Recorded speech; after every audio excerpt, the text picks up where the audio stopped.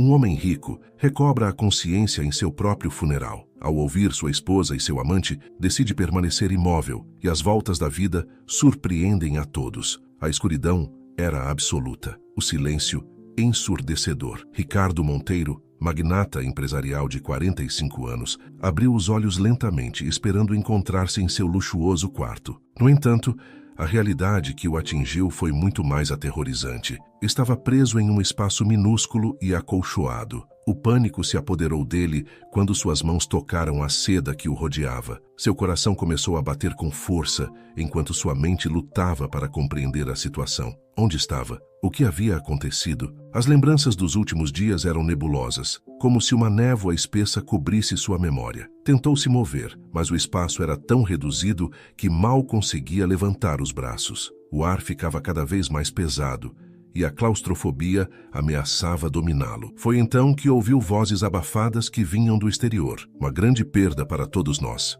dizia uma voz grave que Ricardo reconheceu como a do padre Inácio, o sacerdote da paróquia que sua família frequentava ocasionalmente. A realização o atingiu como um raio. Estava em um caixão. Estavam celebrando seu funeral. O choque inicial deu lugar a uma confusão avassaladora. Como era possível? Ele estava vivo. Podia sentir seu coração batendo, seu peito subindo e descendo com cada respiração agitada. Será que o tinham dado como morto por engano? Ou alguém havia planejado isso deliberadamente? Ricardo tentou gritar, bater nas paredes de sua prisão de madeira, mas seu corpo não respondia como desejava. Sentia-se fraco, como se tivesse estado dormindo por dias. O medo se intensificou quando compreendeu que, se não conseguisse chamar a atenção logo, morreria ali dentro, enterrado vivo. As vozes continuavam chegando do exterior, um murmúrio constante de condolências e lamentos. Reconheceu algumas: sócios de negócios, amigos da alta sociedade, parentes distantes. Todos choravam sua suposta morte,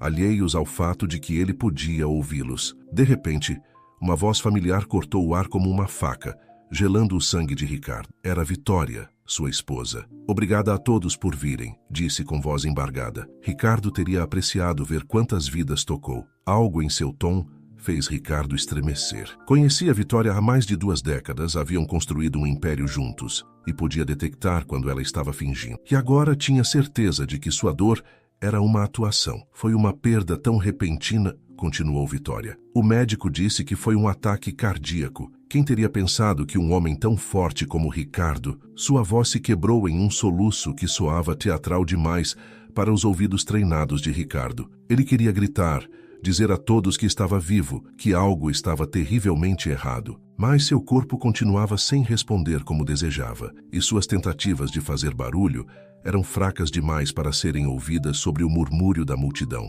Enquanto lutava para encontrar uma maneira de alertar alguém sobre sua situação, Ricardo ouviu passos que se aproximavam do caixão. Uma mão pousou sobre a madeira exatamente acima de seu rosto. "Meu amor", sussurrou Vitória, tão baixo que Ricardo mal pôde ouvi-la. "Descanse em paz." Houve um momento de silêncio, e então Ricardo ouviu algo que o deixou gelado. O som inconfundível de um beijo. Mas não era o som de lábios contra madeira. Era o som de um beijo apaixonado entre 2 pessoas. "Funcionou", murmurou uma voz masculina que Ricardo reconheceu com horror. Era João, seu melhor amigo e sócio nos negócios. "Ninguém suspeita de nada." "Shh", respondeu Vitória. "Não aqui. Nos veremos esta noite, quando tudo tiver terminado." O mundo de Ricardo desmoronou nesse instante. Sua esposa e seu melhor amigo não só estavam tendo um caso, como pareciam ser responsáveis por sua situação atual. A traição era tão profunda, tão inesperada, que por um momento Ricardo esqueceu o perigo em que se encontrava. Enquanto a cerimônia continuava, Ricardo lutava contra uma mistura tóxica de emoções: raiva, dor, confusão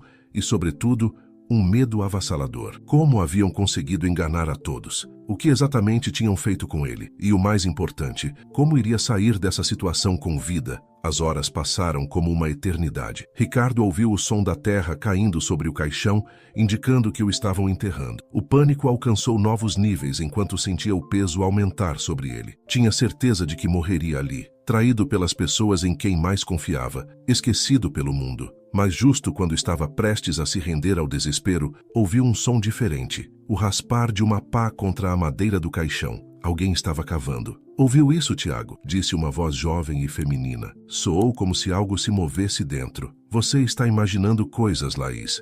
Respondeu uma voz mais velha e ranzinza. Os mortos não se movem. Termine de cobrir a cova para que possamos ir para casa. Ricardo reuniu todas as suas forças e conseguiu bater fracamente na tampa do caixão. Era sua última chance. Houve um ofego de surpresa. Tio, juro que ouvi algo, exclamou Laís. Impossível, disse Tiago, mas sua voz soava insegura. Ricardo bateu novamente, desta vez com um pouco mais de força. Meu Deus, gritou Laís. Tem alguém vivo aí dentro? O som de paz trabalhando freneticamente encheu o ar. Ricardo sentiu que as lágrimas corriam por suas bochechas, enquanto a esperança renascia em seu coração. Talvez, só talvez, conseguisse sair desse pesadelo com vida. Enquanto a terra era removida e a tampa do caixão finalmente se abria, permitindo que a luz do entardecer inundasse sua visão, Ricardo soube que sua vida havia mudado para sempre. A traição de Vitória e João, seu miraculoso resgate, tudo apontava para um novo capítulo em sua existência. Enquanto Laís e Tiago o ajudavam a sair da cova, fraco e desorientado, Ricardo jurou que descobriria a verdade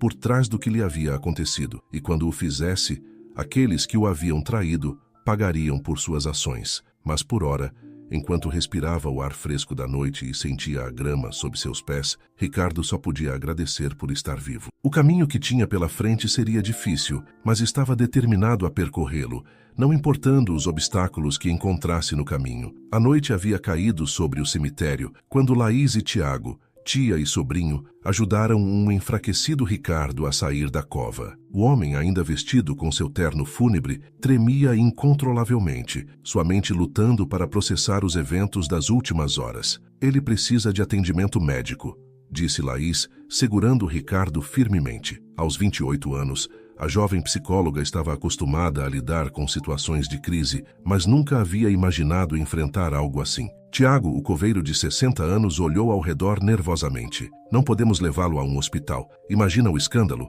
Um homem declarado morto, desenterrado. Os jornais ficariam loucos. Ricardo, recuperando alguma lucidez, falou com voz rouca. Por favor, não posso ir a um hospital. Eles me encontrariam. Laís e Tiago trocaram olhares de preocupação. Quem, senhor? Perguntou Laís suavemente. Minha esposa e João, respondeu Ricardo, a dor evidente em sua voz. Eles planejaram isso. A revelação deixou os salvadores de Ricardo sem palavras por um momento. Foi Laís quem tomou a iniciativa. Tio, vamos levá-lo para a cabana. Lá ele estará seguro enquanto decidimos o que fazer. Tiago assentiu, e entre os dois ajudaram Ricardo a caminhar até uma velha caminhonete estacionada por perto. O trajeto até a cabana na floresta, propriedade da família de Laís, foi tenso e silencioso. Ricardo, exausto e sobrecarregado, mergulhou em um sono intranquilo. Ao chegar à cabana, Laís entrou em modo profissional. Examinou Ricardo o melhor que pôde, concluindo que, embora fraco e desidratado, não parecia estar em perigo imediato. Ajudou-o a trocar de roupa, dando-lhe roupas velhas de seu tio, e preparou uma sopa quente. Sentados em frente à lareira,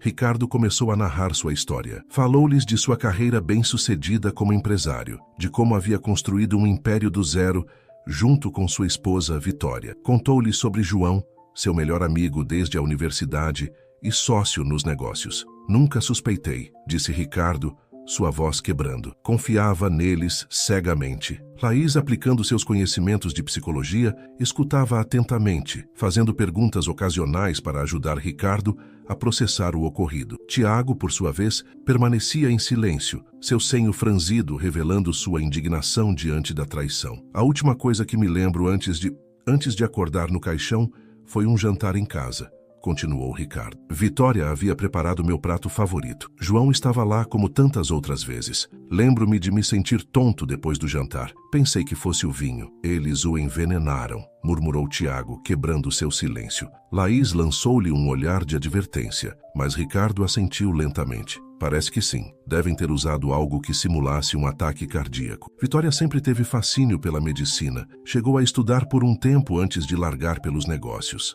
À medida que a noite avançava, Ricardo compartilhou mais detalhes de sua vida. Falou da empresa que havia fundado, dos milhões que havia acumulado, das propriedades em seu nome. Tudo isso agora estava nas mãos de Vitória. Preciso recuperar minha vida, disse Ricardo com determinação. Não posso deixar que se saiam bem dessa. Laís, no entanto, advertiu sobre a precariedade da situação. Senhor Monteiro, entendo seu desejo de justiça, mas devemos ser cautelosos. Legalmente, o senhor está morto. Se Vitória e João descobrirem que está vivo, poderiam tentar terminar o trabalho. As palavras de Laís pesaram sobre os três. O silêncio que se seguiu foi interrompido pelo som de um telefone. Era o celular de Laís. Sim?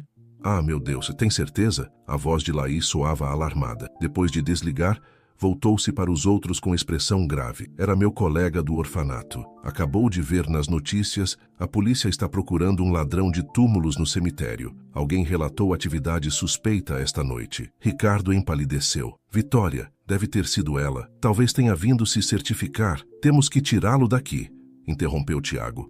Se a polícia começar a investigar, eventualmente chegarão até nós. Laís assentiu, sua mente trabalhando rapidamente. Conheço um lugar. Uma amiga tem uma casa de campo abandonada a algumas horas daqui. Podemos levá-lo para lá enquanto planejamos nosso próximo movimento. Ricardo olhou para eles, gratidão e determinação misturando-se em seus olhos. Obrigado. Não sei como pagar pelo que estão fazendo. Não nos deve nada, respondeu Laís, com um sorriso gentil. Mas se quiser nos agradecer, ajude-nos a desmascarar esses criminosos. Enquanto preparavam apressadamente o necessário para a viagem, Ricardo não pôde evitar pensar na ironia de sua situação. Há apenas algumas horas, jazia em uma cova, traído e abandonado. Agora, embora ainda em perigo, havia encontrado aliados inesperados. No entanto, uma pergunta persistia em sua mente: em quem mais poderia confiar? Em um mundo onde sua esposa e melhor amigo haviam conspirado para matá-lo, quem mais poderia estar envolvido no engano? Enquanto a caminhonete de Tiago se afastava da cabana na escuridão da noite, Ricardo jurou que descobriria a verdade. Não importando o custo, a batalha por sua vida e seu legado apenas começava. O amanhecer encontrou Ricardo, Laís e Tiago, chegando à casa de campo abandonada. O lugar, embora descuidado, oferecia um refúgio seguro longe de olhares indiscretos. Enquanto Tiago assegurava o perímetro, Laís ajudava Ricardo a se instalar em um dos quartos menos deteriorados. Precisamos de um plano, disse Ricardo, sua voz mais firme depois de horas de descanso e reflexão. Não posso me esconder para sempre. Laís assentiu, sua mente de psicóloga analisando a situação. A primeira coisa é garantir sua segurança. Depois precisamos de provas do que Vitória e João fizeram. Tenho um amigo, murmurou Ricardo, depois de um momento de silêncio. Alguém em quem acredito que posso confiar. Marcelo Salgado, meu advogado pessoal. Se alguém pode nos ajudar legalmente, é ele. Tiago, que acabava de entrar no quarto, franziu a testa. Tem certeza de que podemos confiar nele? Não queria ser pessimista, mas depois do que aconteceu, Ricardo entendeu a preocupação. Marcelo tem sido meu amigo desde antes de eu ter dinheiro. Nunca demonstrou interesse na minha fortuna. Se há alguém em quem posso confiar, é ele. Laís considerou a situação. Poderíamos contatá-lo, mas com extrema cautela. Não podemos nos arriscar a que Vitória ou João fiquem sabendo. Enquanto discutiam os detalhes de como contatar Marcelo de forma segura, Laís recebeu outra ligação. Seu rosto ficou tenso enquanto escutava. Era meu colega do orfanato novamente, disse depois de desligar. As notícias estão cheias de rumores sobre o incidente no cemitério. A polícia está investigando e, Ricardo, sua esposa ofereceu uma recompensa por informações sobre o profanador de seu túmulo. Ricardo fechou os olhos, a dor evidente em seu rosto. Ela está cobrindo seus rastros. Se alguém descobrir que o túmulo está vazio, precisamos agir rápido, interrompeu Tiago. Cada minuto que passa é uma oportunidade para que nos descubram. Decidiram que Laís seria quem contataria Marcelo. Como era a menos conhecida do grupo, tinha menos probabilidades de levantar suspeitas. Usaria um telefone pré-pago e marcaria um encontro em um lugar público, mas discreto. Enquanto Laís se preparava para sair, Ricardo a deteve. Laís, não posso te agradecer o suficiente pelo que está fazendo. Você e Tiago me deram uma segunda chance de vida. A jovem psicóloga sorriu calorosamente. É o certo a fazer, Ricardo. Ninguém merece passar pelo que o senhor passou. Vamos ajudá-lo a recuperar sua vida. Depois que Laís partiu, Ricardo ficou sozinho com seus pensamentos. Imagens de sua vida com Vitória passavam por sua mente. Seu casamento, as viagens, os momentos de intimidade, tudo tinha sido uma mentira? Desde quando o estavam enganando? Tiago, percebendo a angústia de Ricardo, sentou-se ao seu lado. Sei que não nos conhecemos bem, mas se precisar conversar... Ricardo agradeceu o gesto e surpreendentemente se viu se abrindo para o velho coveiro. Falou-lhe sobre como havia construído seu império do zero, dos sacrifícios que havia feito, das noites sem dormir trabalhando junto com Vitória. Pensei que estávamos construindo um futuro juntos, disse com amargura. Agora me pergunto se ela alguma vez me amou de verdade. Tiago ouviu em silêncio, oferecendo ocasionalmente palavras de consolo. Sua presença tranquila foi uma âncora para Ricardo em meio à tormenta emocional que estava atravessando. Enquanto isso, na cidade, Laís se preparava para se encontrar com Marcelo Salgado. Havia marcado uma reunião em uma pequena cafeteria nos arredores da cidade, um lugar pouco frequentado, onde era improvável que os reconhecessem. Marcelo, um homem de uns 50 anos, com cabelos grisalhos e óculos de armação grossa, chegou pontualmente. Sua expressão era de cautela e curiosidade. "Senhor Salgado", começou Laís depois das apresentações iniciais, "o que estou prestes a lhe dizer vai soar incrível, mas lhe asseguro que é a verdade." À medida que Laís revelava a história de Ricardo, o rosto de Marcelo passou da incredulidade ao choque e depois a uma fúria mal contida. "Sempre suspeitei que havia algo estranho em Vitória", disse Marcelo quando Laís terminou. "Mas isso é monstruoso. Vai nos ajudar?" perguntou Laís, estudando cuidadosamente a reação do advogado. Marcelo assentiu com determinação. "Ricardo não é apenas meu cliente, é meu amigo. Farei tudo o que estiver ao meu alcance para ajudá-lo, mas devemos ser extremamente cuidadosos. Vitória tem recursos e conexões. Se suspeitar de algo..." Laís deu a Marcelo instruções sobre como contatá-los de forma segura e marcaram outro encontro, desta vez com Ricardo presente. De volta à casa de campo, Laís compartilhou os detalhes de seu encontro com Marcelo. Ricardo sentiu que um peso se levantava de seus ombros. Ter Marcelo do seu lado significava que tinham uma chance real de lutar. "Precisamos de provas", disse Marcelo através do telefone em viva voz. "Registros médicos, transações financeiras suspeitas, qualquer coisa que possa vincular Vitória e João à tentativa de assassinato." Enquanto discutiam estratégias, Ricardo não pôde evitar sentir uma mistura de antecipação e temor. Estava um passo mais perto de recuperar sua vida, mas também sabia que o caminho pela frente estaria cheio de perigos. Naquela noite, enquanto todos dormiam, Ricardo ficou acordado, olhando pela janela para o céu estrelado. Pensou em Vitória, na vida que haviam compartilhado, nos sonhos que haviam construído juntos. Como haviam chegado a isso? Um ruído repentino o tirou de seus pensamentos. Passos no exterior da casa. Ricardo ficou tenso, o medo correndo por suas veias. Teriam sido encontrados? Aproximou-se silenciosamente da janela, seu coração batendo forte. Uma figura se movia nas sombras, aproximando-se da casa. O capítulo termina com esta cena de suspense, deixando o leitor se perguntando: quem é a misteriosa figura? Foram descobertos? Ou é um novo aliado que se junta à luta de Ricardo por justiça? O coração de Ricardo batia forte enquanto observava a figura mover-se silenciosamente em direção à casa. Suas mãos tremiam ligeiramente enquanto procurava algo que pudesse usar como arma. Encontrou um pesado candelabro de metal e o empunhou,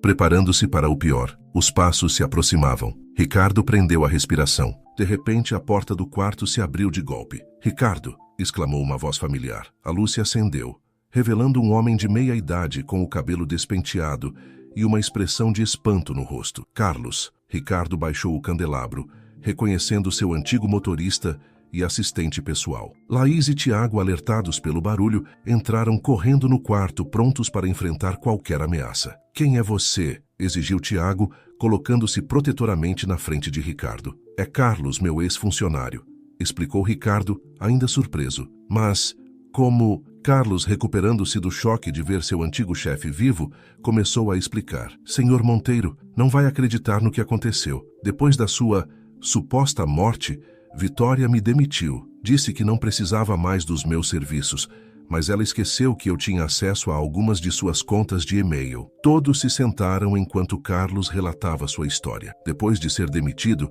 ele havia notado alguns e-mails suspeitos entre Vitória e João. A curiosidade o levou a investigar mais, e o que descobriu o deixou horrorizado. "Encontrei conversas onde planejavam se livrar do senhor", disse Carlos, a voz trêmula. "No início pensei que fosse algum tipo de piada doentia, mas depois me lembrei de algumas coisas estranhas que havia notado nos últimos meses." Ricardo escutava atentamente, sua mente processando essa nova informação. "Que tipo de coisas?" Reuniões secretas entre Vitória e João, conversas que paravam abruptamente quando eu entrava na sala e Carlos fez uma pausa, como se hesitasse em continuar. E o quê?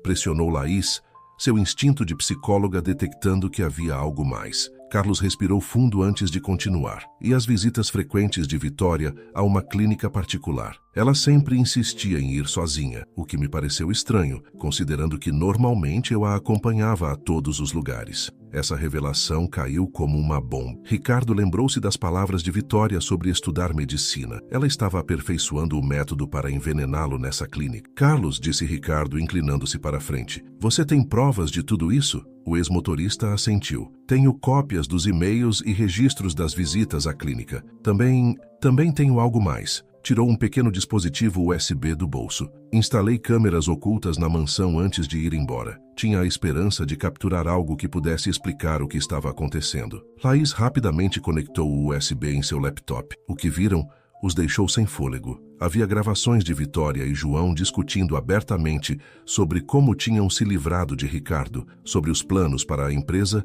e sobre como desfrutariam da fortuna que agora estava em suas mãos. Isso é exatamente o que precisávamos, murmurou Ricardo, uma mistura de dor e determinação em sua voz. Tiago, que estava em silêncio, falou. Mas como você nos encontrou, Carlos? O ex-motorista sorriu fracamente. Bem, essa é outra história. Depois de descobrir tudo isso, estava desesperado para encontrar alguém que pudesse ajudar. Então me lembrei que o Sr. Monteiro tinha um advogado de confiança, Marcelo Salgado. Entrei em contato com ele e contei minhas suspeitas. Ele me disse para ficar em silêncio e esperar instruções. Há algumas horas recebi uma mensagem com este endereço. Todos olharam para Laís, que assentiu confirmando. Marcelo me contatou logo antes de Carlos chegar. Disse que havia alguém de confiança que tinha informações cruciais. Ricardo levantou-se e caminhou até a janela, sua mente um turbilhão de emoções e pensamentos. Por um lado, a traição de Vitória e João se tornava ainda mais dolorosa com cada nova revelação. Por outro, agora tinham provas concretas e um novo aliado em quem confiar. Carlos, disse finalmente, voltando-se para seu ex-funcionário. Não posso te agradecer o suficiente pelo que fez. Você arriscou muito por mim. Carlos negou com a cabeça. Senhor Monteiro, o senhor sempre foi justo e gentil comigo. Não podia ficar de braços cruzados sabendo o que tinham feito com o senhor. Laís, sempre prática, interveio. Isso muda nossos planos.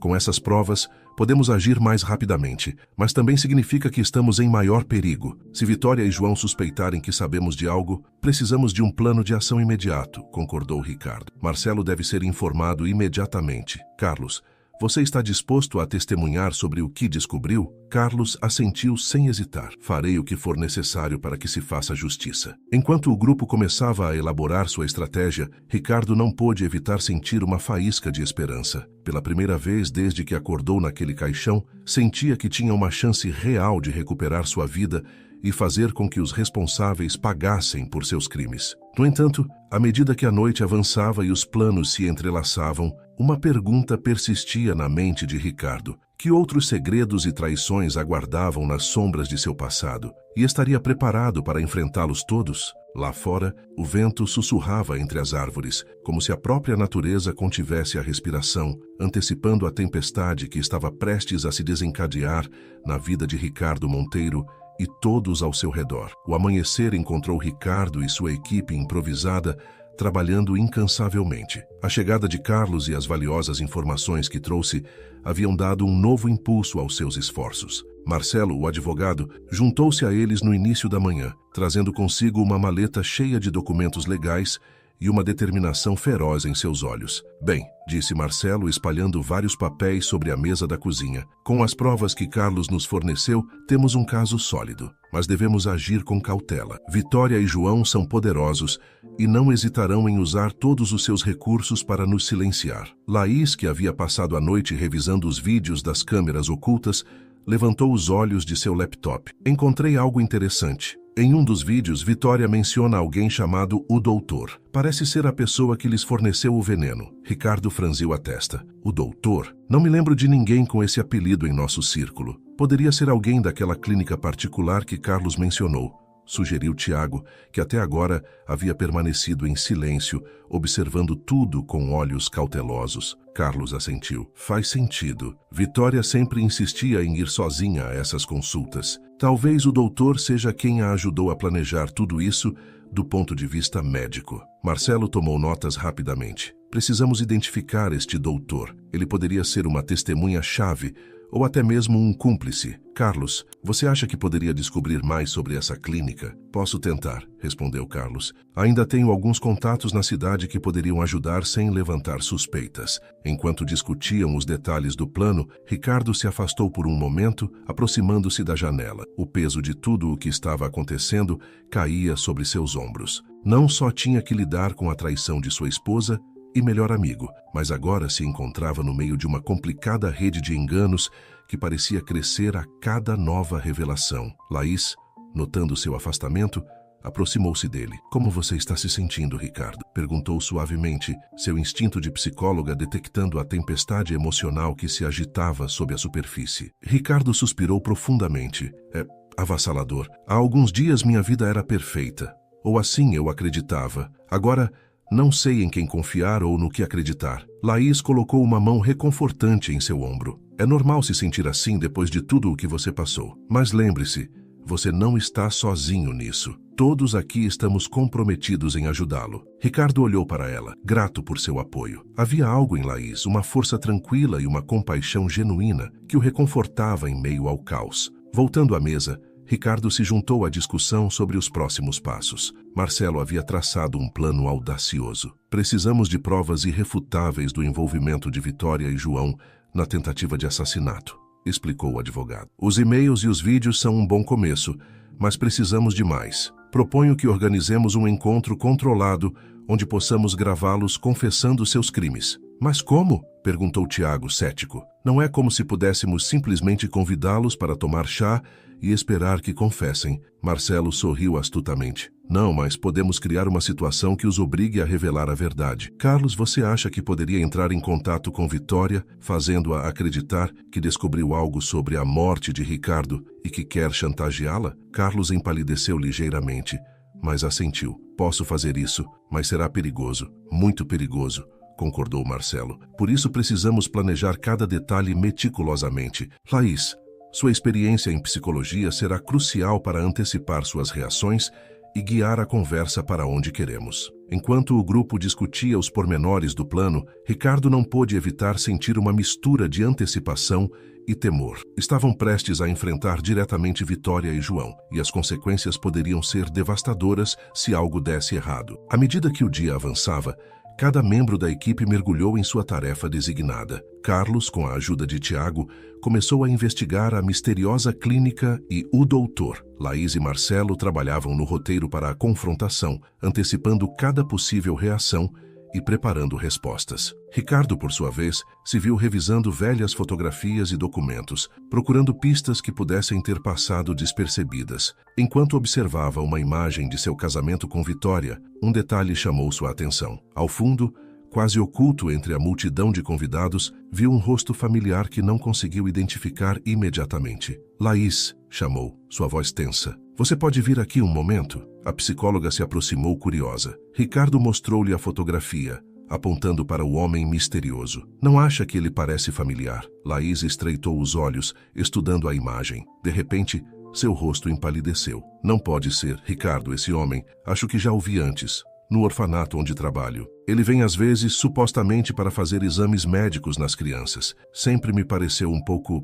inquietante. A revelação caiu como uma bomba. Poderia ser este homem o doutor? E se fosse, que conexão ele teria com o orfanato? Seria possível que a conspiração fosse ainda maior do que haviam imaginado? Enquanto o sol se punha no horizonte, banhando a casa de campo em tons dourados, a equipe de Ricardo se preparava para a fase mais perigosa de seu plano. A confrontação estava prestes a começar, e com ela, a possibilidade de desvendar um mistério que parecia crescer a cada nova revelação. Ricardo olhou para seus aliados, pessoas que até pouco tempo eram estranhos e que agora arriscavam tudo para ajudá-lo. Perguntou-se, não pela primeira vez, como teria sido sua vida se tivesse conhecido antes pessoas como Laís, Tiago e Carlos. em vez de confiar cegamente em Vitória e João. Enquanto se preparavam para a noite que poderia mudar tudo, Ricardo fez uma promessa silenciosa. Não importando o resultado, ele usaria esta segunda chance na vida para fazer as coisas de maneira diferente,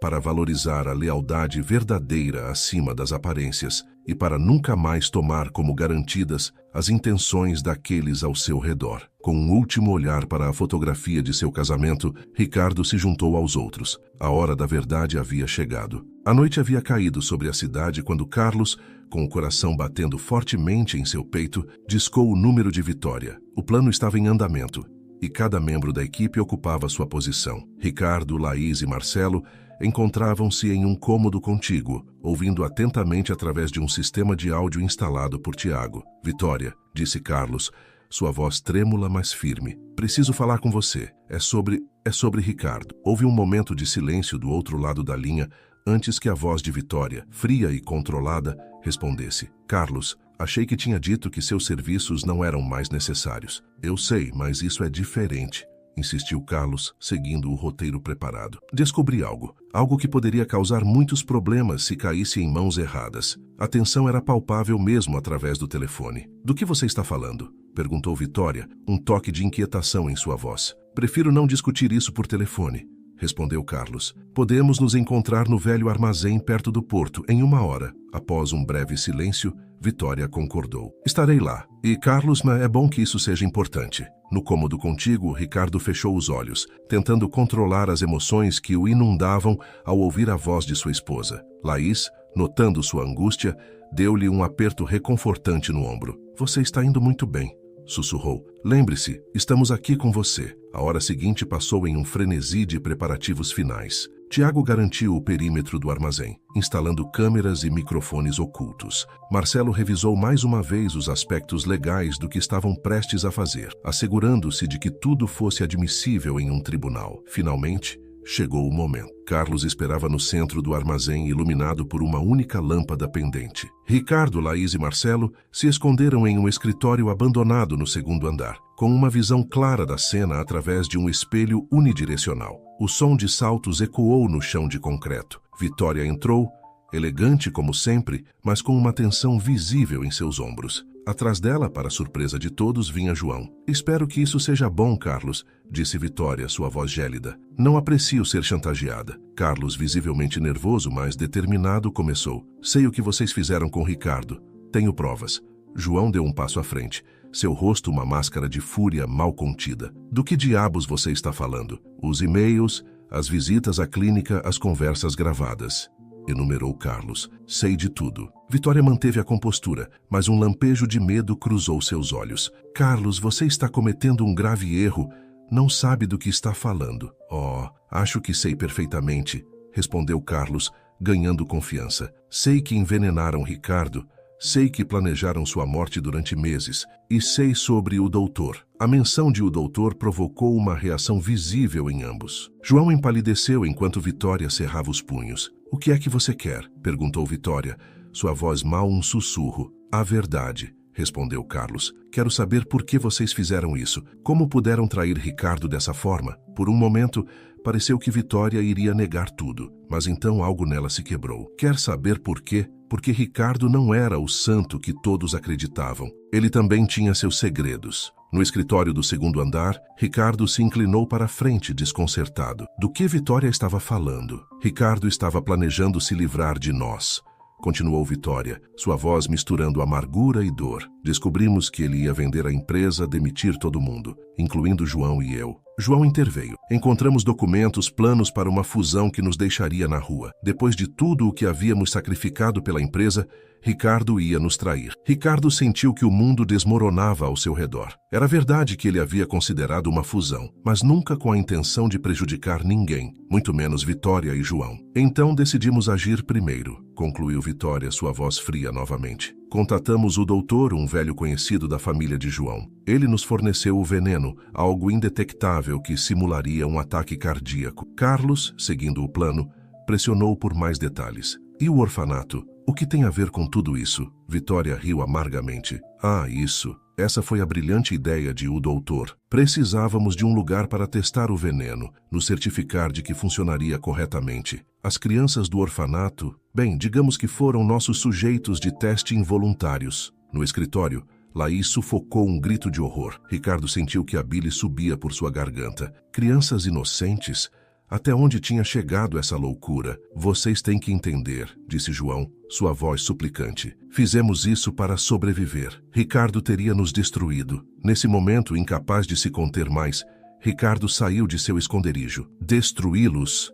Gritou, sua voz ecoando no armazém. Eu amava vocês, confiava em vocês. Vitória e João ficaram paralisados. Seus rostos uma mistura de choque e horror ao ver Ricardo, vivo e furioso, descendo as escadas. Ricardo, sussurrou Vitória, recuando. Isso é impossível. Impossível? Rugiu Ricardo. Como era impossível que minha esposa e meu melhor amigo planejassem minha morte? Como era impossível que usassem crianças inocentes como cobaias? A cena se transformou em caos. João tentou fugir, mas Tiago o interceptou na porta. Vitória, vendo que estava encurralada, sacou uma arma de sua bolsa. Para trás! Gritou apontando tremulamente para Ricardo. Não se aproxime. Laís, que havia descido atrás de Ricardo, tentou acalmar a situação. Vitória, abaixe a arma. Acabou. Temos tudo gravado. A polícia está a caminho. Os momentos seguintes pareceram se desenrolar em câmera lenta. Vitória, com lágrimas nos olhos, olhou para Ricardo uma última vez, antes de girar a arma em direção a si mesma. Ricardo se lançou para a frente, gritando não, enquanto Laís e Carlos corriam para desarmar Vitória. No meio da luta, ouviu-se um disparo. O eco ressoou no armazém, seguido de um silêncio sepulcral. Enquanto a polícia invadia o local, Ricardo se viu segurando uma Vitória ferida, mas viva. A bala havia raspado seu ombro, um ferimento não fatal, mas doloroso. Olhando nos olhos da mulher que havia amado por tantos anos, Ricardo viu medo, arrependimento e uma profunda tristeza. Sinto muito, sussurrou Vitória antes que a polícia a separasse dele. Enquanto Vitória e João eram algemados e levados, Ricardo ficou ali, em meio ao caos, tentando processar tudo o que havia acontecido. Laís se aproximou dele, oferecendo seu apoio silencioso. Acabou, disse suavemente. Mas Ricardo sabia que isso era apenas o começo. Ainda restavam muitas perguntas sem resposta.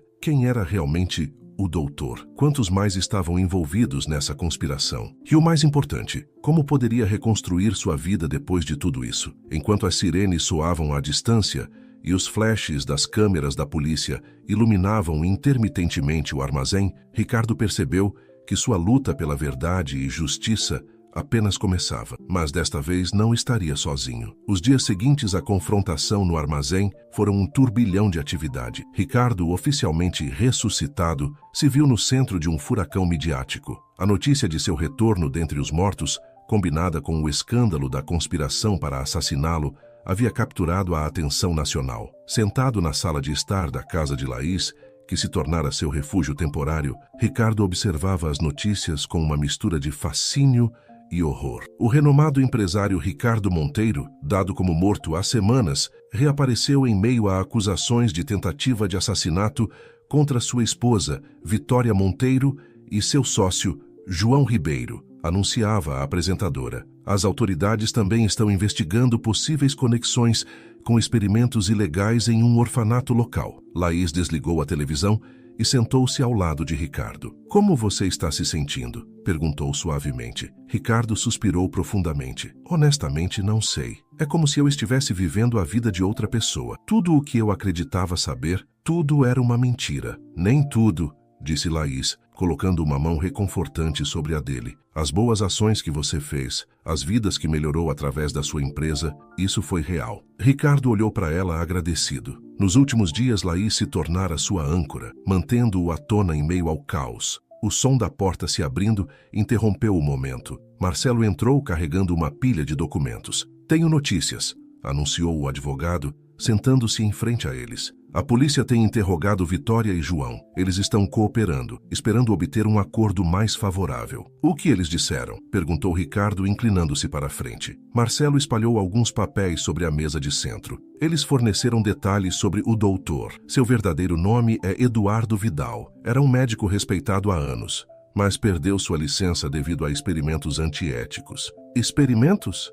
Laís franziu a testa. Que tipo de experimentos? Aparentemente, continuou Marcelo, Vidal estava obcecado com a ideia de criar o veneno perfeito, algo indetectável, que pudesse simular causas naturais de morte. Quando a comunidade médica o rejeitou, ele se voltou para métodos menos convencionais. Ricardo sentiu um arrepio percorrer sua espinha. As crianças do orfanato. Marcelo assentiu sombriamente. Vidal utilizava sua conexão com a família de João para acessar o orfanato, supostamente para realizar exames médicos de rotina. Na realidade, estava testando diferentes compostos nas crianças, observando os efeitos. Laís levou uma mão à boca, horrorizada. Meu Deus, quantas crianças... Felizmente, interveio Marcelo, parece que não houve mortes diretamente atribuíveis a seus experimentos. Mas várias crianças experimentaram doenças misteriosas que agora estão sendo investigadas. Ricardo levantou-se abruptamente, caminhando até a janela. A culpa o consumia. Embora não fosse diretamente responsável, sentia que sua cegueira diante das ações de Vitória e João havia permitido que isso acontecesse. Preciso fazer algo, disse finalmente, voltando-se para Laís e Marcelo. Essas crianças precisam de ajuda, compensação. Laís assentiu. O orfanato definitivamente precisará de apoio para lidar com isso. Tanto as crianças quanto a equipe precisarão de terapia, atendimento médico. Eu cuidarei de tudo, declarou Ricardo com firmeza. Usarei cada centavo da minha fortuna se for necessário. Marcelo sorriu levemente. Falando da sua fortuna, tenho mais notícias. Com Vitória sob custódia e a verdade vindo à tona, conseguimos congelar as contas e ativos que eles tentaram transferir. Seu império empresarial está intacto, Ricardo. Enquanto discutiam os detalhes legais e financeiros, o telefone de Laís tocou. Seu rosto empalideceu enquanto ouvia. O que aconteceu? Perguntou Ricardo, alarmado com sua expressão. Laís desligou, sua voz trêmula quando falou. Era meu contato no orfanato. Vidal esteve lá há algumas horas. Quando a polícia chegou para prendê-lo, ele havia desaparecido e levou uma das crianças com ele. A notícia caiu como uma bomba na sala. Ricardo sentiu que a raiva e a determinação cresciam dentro dele. Temos que encontrá-lo, declarou. Não importa o que custe. Marcelo já estava ao telefone, contatando suas conexões na polícia. Laís começou a reunir todas as informações que tinha sobre Vidal e a criança desaparecida. Em meio à atividade frenética, Ricardo se viu pensando em como sua vida havia mudado em tão pouco tempo. Há algumas semanas, sua maior preocupação era fechar o próximo grande negócio. Agora estava em uma corrida contra o tempo para salvar a vida de uma criança inocente. Ricardo, chamou Laís suavemente, tirando-o de seus pensamentos. Sei que isso é avassalador, mas você não está sozinho. Todos estamos com você nessa. Olhando ao seu redor, para Laís, Marcelo e pensando em Carlos e Tiago que haviam arriscado tanto por ele, Ricardo sentiu uma onda de gratidão e determinação. Eu sei, respondeu, segurando a mão de Laís. E juntos, vamos fazer Vidal pagar por seus crimes e salvaremos essa criança. Enquanto o sol se punha no horizonte, banhando a cidade em tons dourados e carmesim, a equipe começou a traçar seu plano. A caçada a O Doutor havia começado, e com ela, a promessa de justiça e redenção. Ricardo olhou pela janela para a cidade que uma vez acreditou conhecer tão bem. Em algum lugar lá fora, uma criança inocente precisava de sua ajuda, e desta vez ele não falharia com aqueles que dependiam dele. A noite se aproximava, mas para Ricardo e sua equipe, era apenas o início de uma nova batalha. Uma batalha pela verdade, pela justiça e pela redenção. A madrugada encontrou Ricardo e sua equipe em plena ação. A sala de estar de Laís havia se transformado em um improvisado centro de operações, com mapas, fotografias e documentos cobrindo cada superfície disponível. O ar estava carregado de tensão e determinação. Temos uma pista, anunciou Carlos, entrando apressadamente na sala. Um dos meus contatos no porto viu um homem que corresponde à descrição de Vidal embarcando em um iate particular há algumas horas. Ele estava acompanhado de uma criança. Ricardo levantou-se de um salto. Para onde eles estavam indo? Segundo minha fonte, o iate tomou rumo ao sul, respondeu Carlos, mas perderam o rastro depois de algumas milhas. Marcelo, que estivera ao telefone com seus contatos na polícia, desligou com frustração. As autoridades estão mobilizando unidades marítimas, mas o processo é lento. Temem que quando conseguirem organizar uma busca efetiva, Vidal já esteja fora de sua jurisdição. Laís, que estivera revisando os arquivos do orfanato, interveio. A criança que ele levou se chama Mateus. Tem apenas 8 anos e, oh Deus, Sua voz falhou enquanto lia o prontuário. Mateus foi um dos principais sujeitos de teste de Vidal. Sua saúde tem sido frágil desde então. A notícia caiu como um peso sobre todos os presentes. Ricardo sentiu que a raiva e a culpa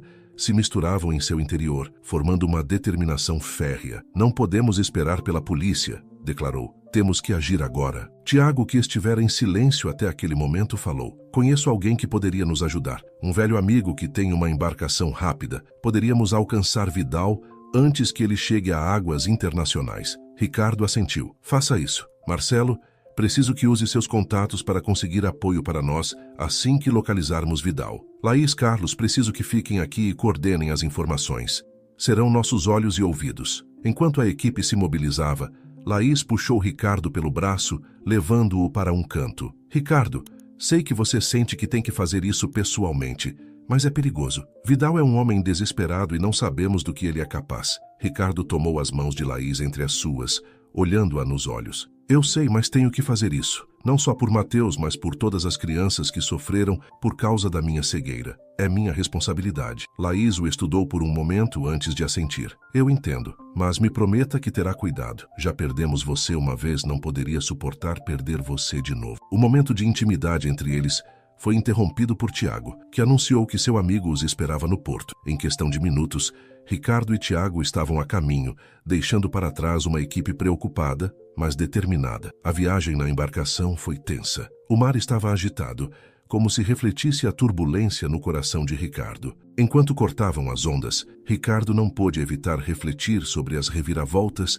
que sua vida havia dado. Sabe, disse a Tiago, elevando a voz sobre o rugido do motor. Há algumas semanas, minha maior preocupação era fechar um negócio multimilionário. Acreditava que isso era o que dava sentido à minha vida. Agora percebo o quão vazio estava tudo. Tiago assentiu compreensivamente. Às vezes a vida nos dá sacudidas para nos mostrar o que realmente importa. Você tem razão, respondeu Ricardo, e prometo que se sairmos dessa, dedicarei minha vida a fazer uma diferença real. Chega de negócios sem alma. Chega de perseguir dinheiro pelo dinheiro. Antes que Tiago pudesse responder, o rádio da embarcação ganhou vida. Era Laís. Temos novas informações. Sua voz soava urgente através da estática. A polícia identificou o iate de Vidal. É o Nêmesis, um barco de luxo registrado sob uma das empresas de fachada de João. Estão nos enviando as coordenadas da última localização conhecida. Com essa nova informação, Ricardo e Tiago ajustaram seu curso. O sol começava a se erguer no horizonte quando finalmente avistaram uma embarcação à distância. Ali está, murmurou Ricardo, sentindo seu coração acelerar. À medida que se aproximavam, puderam distinguir a figura de um homem no convés. Vidal os havia visto. Parem ou a criança morre, gritou Vidal aparecendo com Mateus, segurando uma arma contra a cabeça do aterrorizado menino. Ricardo sentiu que o mundo parava. Tudo se resumia a este momento. Olhou para Mateus, viu o medo em seus olhos e soube que faria qualquer coisa para salvá-lo. Vidal, gritou Ricardo, erguendo as mãos em sinal de paz. Sou Ricardo Monteiro. Sei que você me queria morto. Bem, aqui estou. Deixe-me subir no seu barco. Vamos conversar. Deixe o menino ir e você me terá. Vidal pareceu considerar a oferta, seu olhar saltando entre Ricardo e o horizonte, onde já se podiam ver as luzes dos barcos da polícia se aproximando. Está bem, respondeu finalmente Vidal. Suba, só você. Enquanto Ricardo se preparava para subir a bordo do iate de Vidal, trocou um olhar com Tiago. Ambos sabiam que o que estava prestes a acontecer poderia mudar tudo. Com o coração batendo forte, Ricardo deu um passo em direção ao desconhecido, disposto a arriscar tudo para salvar uma criança inocente e talvez redimir-se no processo. O sol se erguia completamente no horizonte, banhando a cena em uma luz dourada. Era um novo dia e, para Ricardo, possivelmente o mais importante de sua vida. O sol brilhava intensamente sobre as águas agitadas, enquanto Ricardo subia a bordo do iate Nêmesis. Seus olhos se ajustaram rapidamente à penumbra da cabine, onde Vidal o esperava, ainda segurando Mateus como escudo. Bem-vindo a bordo, senhor Monteiro, disse Vidal com um sorriso torto. Devo admitir que sua ressurreição foi inesperada. Ricardo manteve a calma, seus olhos fixos em Mateus. O menino tremia, mas em seus olhos havia um lampejo de esperança ao ver seu potencial salvador. Vidal, começou Ricardo, mantendo sua voz firme. Isso foi longe demais. Solte o menino. Sou eu quem você quer. Vidal riu amargamente. Você? Não, Monteiro. Você era apenas um meio para um fim. Um bolso profundo para financiar minha pesquisa. Vitória e João foram os verdadeiros arquitetos da sua queda. A revelação atingiu Ricardo como um soco no estômago. Apesar de tudo o que havia descoberto, uma parte dele ainda se agarrava à esperança de que Vitória tivesse sido manipulada de alguma forma. Mas isso confirmava seus piores temores. Por quê? Perguntou Ricardo, lutando para manter a compostura. O que poderia ser tão importante a ponto de justificar tudo isso? Os olhos de Vidal brilharam com um fervor quase maníaco. Justificar? Estou à beira de uma descoberta que mudará o mundo. Um composto que pode simular qualquer causa de morte natural. Você imagina o poder que isso traz? Ricardo deu um passo cauteloso à frente, mas à custa de vidas inocentes. Crianças, Vidal. Você tem experimentado em crianças. Por um momento, algo parecido com remorso cruzou o rosto de Vidal. Sacrifícios necessários para o progresso. Essas crianças, ninguém sentiria a falta delas. Órfãos, esquecidos pela sociedade. Você está errado, interrompeu Ricardo, sua voz carregada de emoção. Cada vida é valiosa, cada criança merece uma chance. Enquanto falava, Ricardo notou que Mateus havia começado a se mover sutilmente, afastando-se pouco a pouco de Vidal. O médico, absorto em seu discurso, não parecia perceber. Não me venha com sermões sobre moralidade, cuspiu Vidal. Você, que construiu um império sobre a exploração e a ganância, acha que não sei como acumulou sua fortuna? Vitória me contou tudo. As palavras de Vidal atingiram Ricardo com força. Era verdade que em sua ascensão ao sucesso, ele havia tomado decisões questionáveis, havia pisoteado concorrentes e priorizado os lucros sobre o bem-estar de seus funcionários em mais de uma ocasião. A culpa que havia reprimido por anos emergiu com toda a sua força. Você tem razão, admitiu Ricardo, surpreendendo Vidal. Cometi erros. Machuquei pessoas em minha busca pelo sucesso, mas estou aqui agora tentando fazer a coisa certa. Não é tarde demais para você também, Vidal. O médico pareceu vacilar por um momento, seu aperto sobre Mateus afrouxando ligeiramente. Foi tudo o que o menino precisou. Com uma rapidez surpreendente, Mateus se desvencilhou do aperto de Vidal e correu em direção a Ricardo. Não! Rugiu Vidal erguendo sua arma. Tudo aconteceu em questão de segundos. Ricardo se lançou para a frente, cobrindo Mateus com seu corpo. Ouviu-se um disparo e Ricardo sentiu uma dor aguda em seu ombro, mas não parou. Com Mateus protegido em seus braços, ele investiu contra Vidal, derrubando-o. A arma caiu no chão, deslizando pelo convés. Vidal e Ricardo lutaram, rolando pelo piso do iate. Apesar da dor em seu ombro, Ricardo encontrou uma força que não sabia que possuía. Talvez fosse a adrenalina, ou talvez fosse a determinação de proteger Mateus a todo custo. Chega!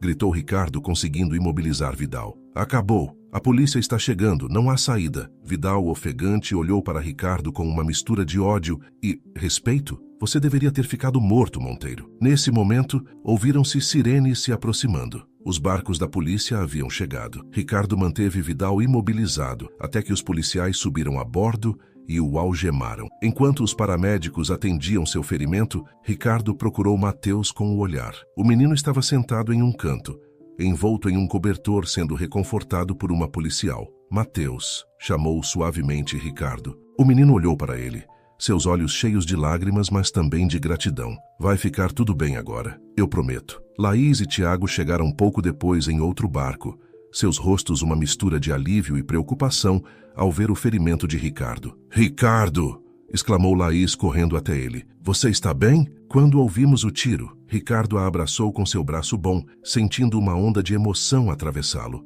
Estou bem. Mateus está a salvo. É tudo o que importa. Enquanto os policiais levavam Vidal e os paramédicos preparavam Ricardo para transferi-lo ao hospital, Laís ficou ao seu lado, segurando sua mão. Você conseguiu, disse ela suavemente.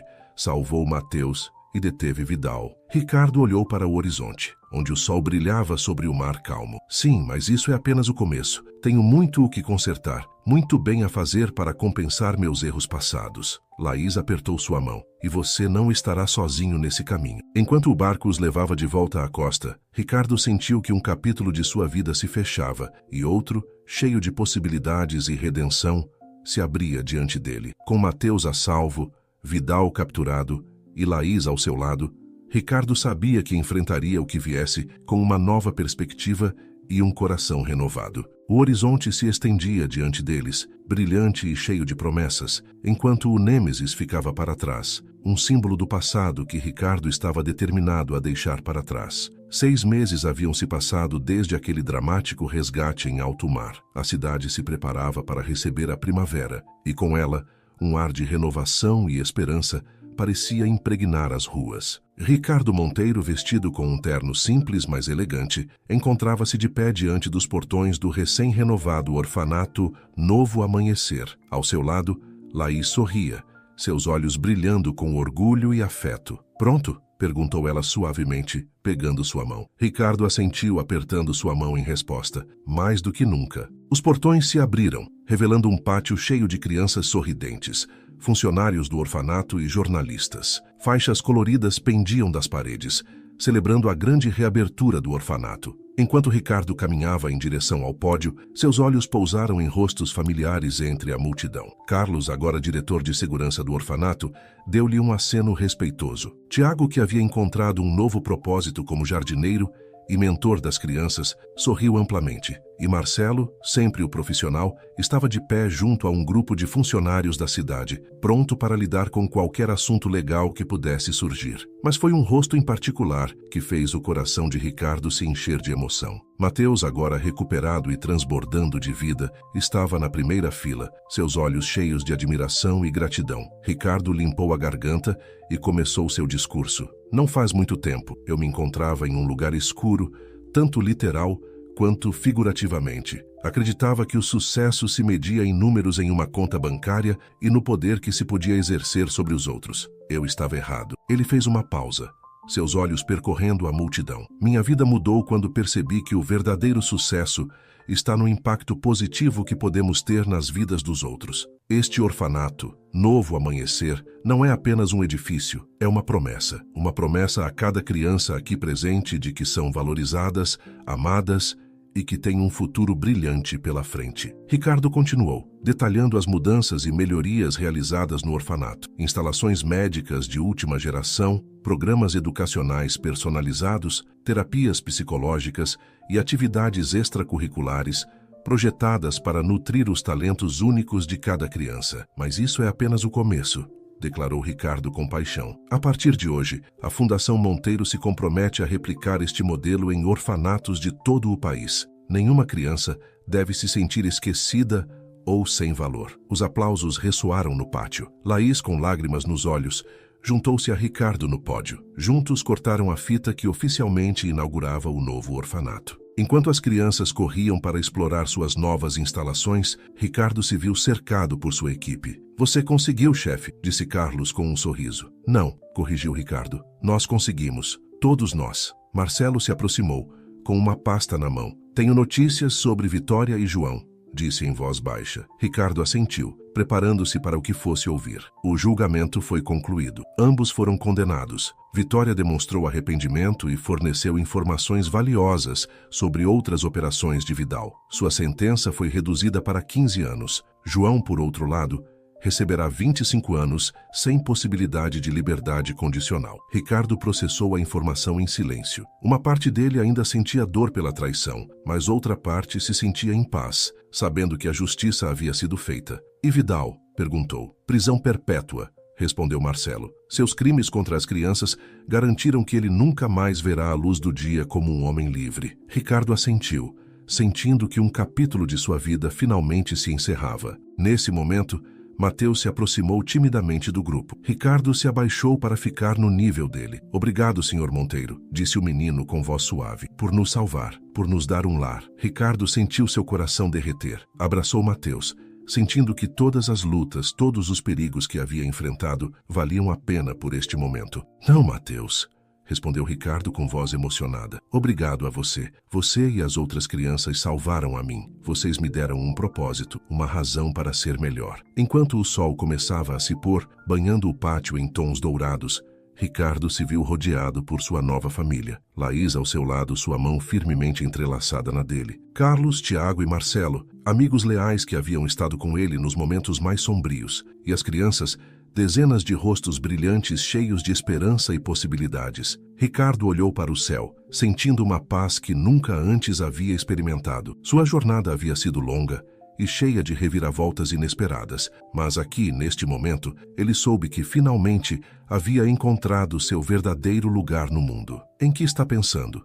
Perguntou Laís suavemente. Ricardo sorriu, olhando para ela com amor. No futuro, em todas as vidas que podemos mudar, no amor que encontramos em meio à adversidade. Laís se inclinou, beijando-o suavemente. E este é apenas o começo. Enquanto a noite caía sobre o orfanato Novo Amanhecer, Ricardo Monteiro, outrora um magnata obcecado por poder e dinheiro, agora um homem transformado pelo amor e pela compaixão, soube que sua verdadeira história apenas começava. Uma história de redenção, de segundas chances e do poder transformador do amor incondicional. O amanhã traria novos desafios, novas oportunidades de fazer o bem, mas desta vez Ricardo os enfrentaria não como um homem solitário no topo, mas rodeado por uma família escolhida, com um coração aberto e um propósito claro. E assim, enquanto as estrelas começavam a brilhar no céu noturno, Ricardo Monteiro encerrou um capítulo de sua vida e abriu outro, pronto para o novo amanhecer que o aguardava.